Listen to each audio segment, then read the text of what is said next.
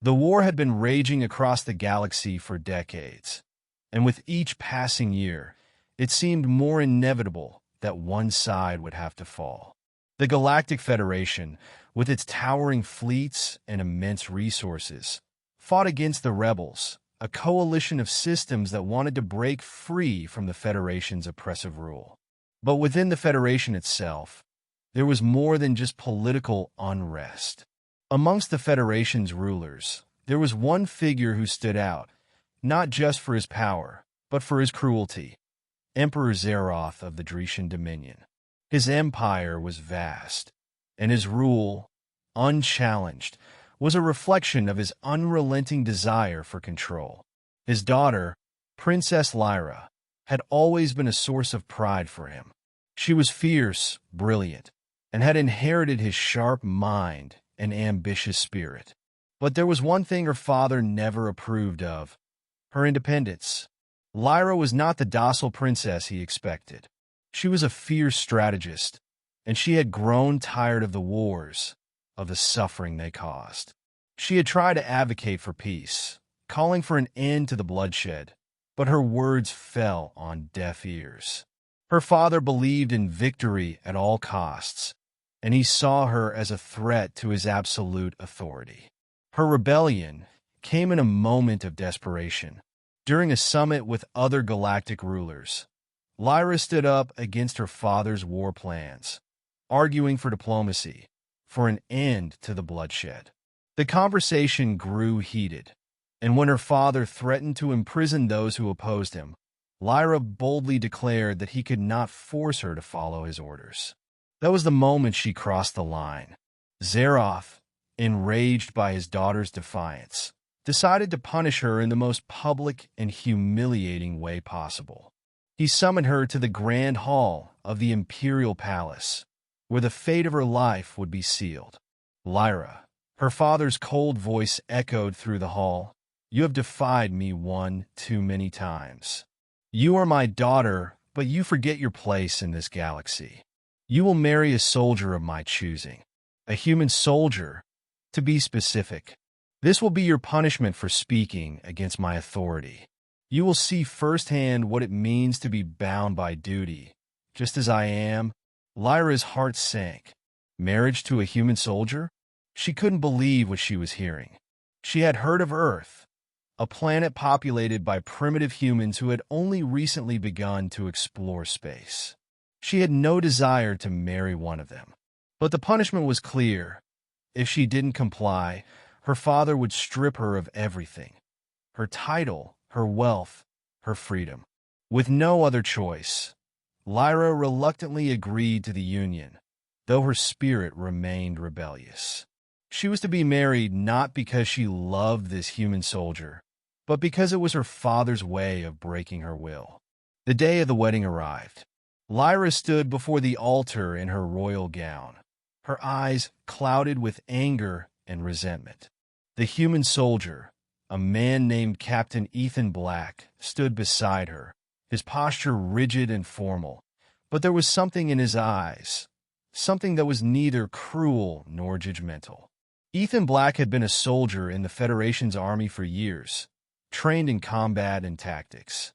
He had fought in countless battles, never questioning the orders given to him. When he had been chosen to marry the rebellious princess, it had been a strange request. He was not royalty, not even an officer of high rank, but an ordinary soldier.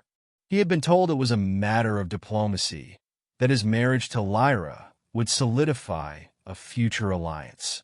As Lyra looked at him, she saw not the brute she had expected, but a man whose face showed the strain of years of war and conflict. He looked as if he had seen more than his share of suffering, and she could sense the exhaustion in his eyes.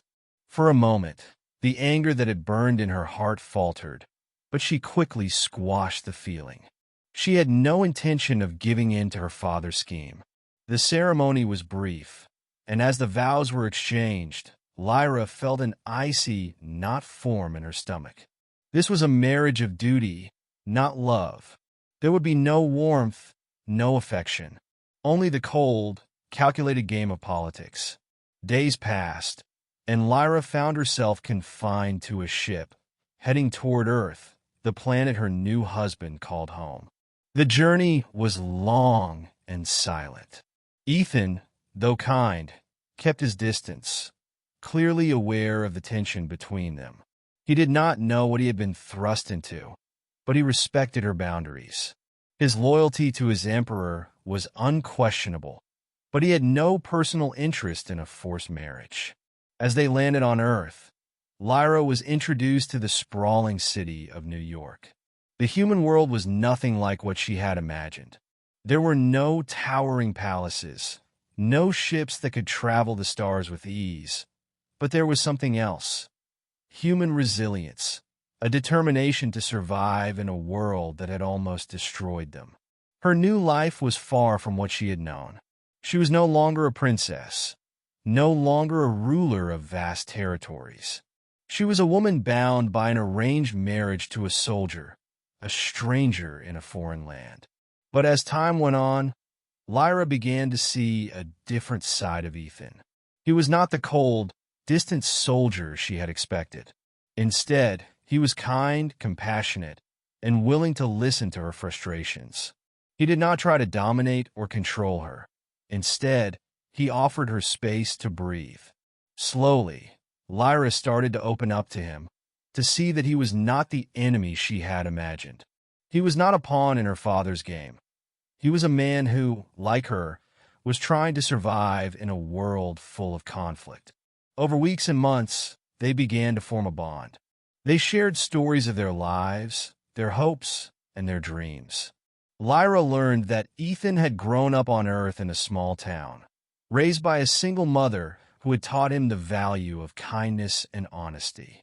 Ethan had joined the military to protect the people he loved, but he had no desire for power or glory. Unlike her father, he didn't seek to control others. He sought only peace. One evening, as they walked through a park, Lyra turned to him. "You don't have to be kind to me, Ethan. You don't owe me anything."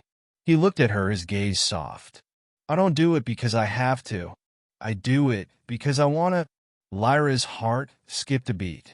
For the first time since her exile, she felt a flicker of warmth, a connection that transcended duty and punishment. As the months went by, their bond deepened.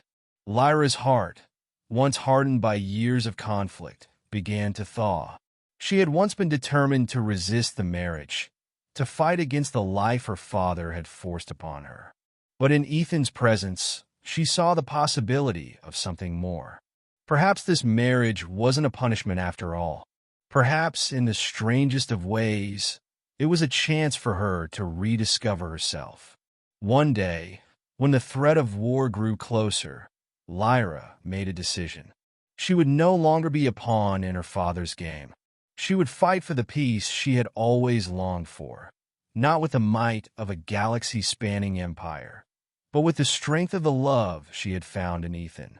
Together, they would change the course of history.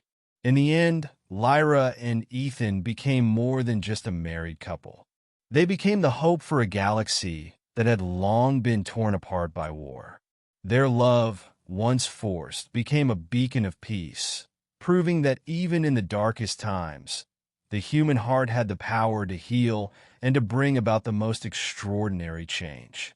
And so, the princess, the soldier, and the galaxy they once feared became bound by something far stronger than punishment: love.